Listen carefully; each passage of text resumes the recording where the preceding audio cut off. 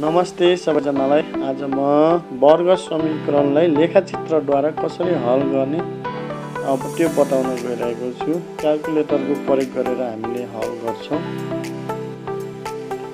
सबैभन्दा हामीले दिएको वर्ग समीकरणलाई fx फलन मान्छौँ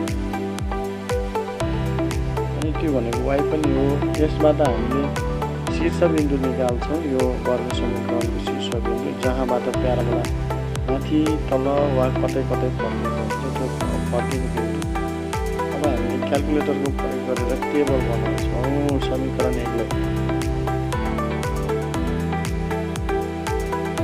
त्यसको लागि हामी मोडमा जानुपर्छ र त्यहाँ टेबल सिलेक्ट गर्नुपर्ने हुन्छ। यहाँ पहिले नै टेबल भर्नु, पहिला म क्यान्सल गरेर नर्मल बनाउँछु। मोडमा जानुहोस्, 7 नम्बरमा टेबल छ, टेबलमा जानुहोस्।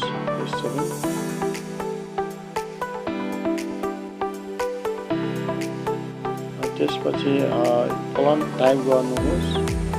x² + x - 2 छ। अल्फा x प्रेस गरेको x आउँछ, यसलाई स्क्वायर गर्नुहोस् अनि प्लस पछि फेरि x टाइप गर्नुहोस्। अल्फा x -2 हाम्रो फलन तयार भयो। यसमा चाहिँ अब हामीले जो फलन लेखिसक्यौँ, x को मानहरू कहाँदेखि कहाँ लेख्ने भनेर यसले निर्देशन दिन्छ क्याल्कुलेटरले। हामीले मैले चाहिँ -4 देखि 4 सम्म राखेको छु। सुरु 4, अन्तिम चाहिँ 4, भनेको -4 देखि सुरु भएर 4 सम्म भनेको। यसरी x का मानहरू सेलेक्ट गर्दाखेरि y को मानहरू चाहिँ 0 आउनुपर्छ। दुई ठाउँमा, एक ठाउँमा आएर हुँदैन, दुई ठाउँमा आउनुपर्छ। बल्ल 1 चाहिँ सही हुन्छ।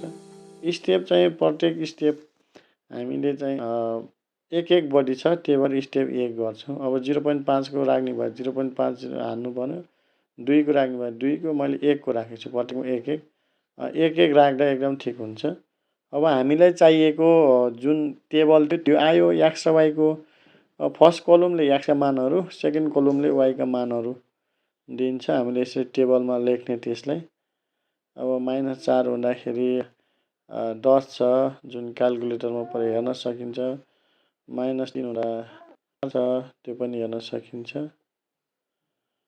यिनीहरूलाई हामीले अर्डर पेयर x र y को अर्डर नबिग्रिने गरी सार्नुपर्छ। फर्स्ट, सेकेन्ड, थर्ड, फोर्थ यसरी सार्नु पर्यो। अब हामीले यो x, y लाई लेखचित्रमा प्रस्तुत गर्छौँ। लेखचित्रमा प्रस्तुत गर्दा सबैभन्दा पहिला हामीले चाहिँ के गर्नुपर्छ भन्दा शीर्ष बिन्दुलाई सबभन्दा पहिला लेख्नु पर्यो। यो शीर्ष बिन्दु छ, त्यहाँ यी बिन्दुहरू भर्दाखेरि शीर्ष बिन्दु पनि छुटाउनु हुँदैन। शीर्ष बिन्दु चाहिँ -0.5, -2.5 छ, 2.25। यसले गेस गर्दाखेरि शीर्ष बिन्दु 0 र -1 को बिचमा -0.5 अनि अगाडि -2.25 हुन्छ। त्यो शीर्ष बिन्दु भयो। अब चाहिँ हामीले अरू बिन्दुहरू पनि भर्छौँ। -4,3, -10,4 यसरी भरेर यी बिन्दुहरूलाई हामीले आपसमा जोडिदिन्छौँ र एउटा प्याराबोला बन्छ। अब y = 0 लाइनले प्याराबोलासँग जहाँ काटिन्छ त्यही नै x भन्दा काटिएको छ। x का मानहरू चाहिँ त्यही -2 र 1 हुन्छ। हेर्न सकिन्छ, यो -2 र 1 मा काटिएको छ।